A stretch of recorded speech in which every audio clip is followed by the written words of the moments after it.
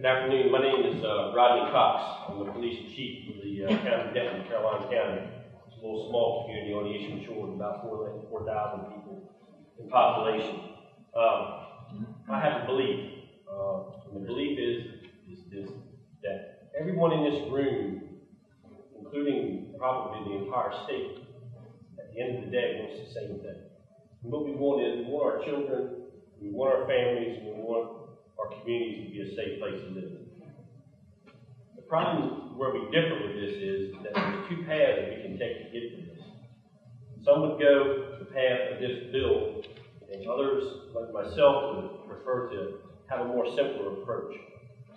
Why would we want to take the long, bumpy, twisty, windy road, reinventing the wheel by establishing a new law when we can very easily identify the problem and take a more direct approach? That direct approach, in my opinion, should be to identify what is broken. We need to fix what is broken in this thing. Mr. Kelly earlier touched on the subject where he said that our judicial system has a problem. Our judicial system is broken. It is a revolving door.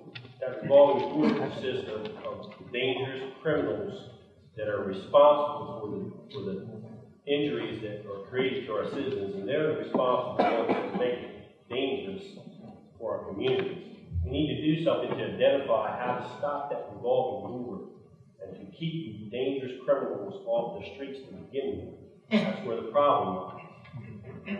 I think that if an Eastern Shore small community police chief can see this problem, then I don't quite understand why others can't do the same.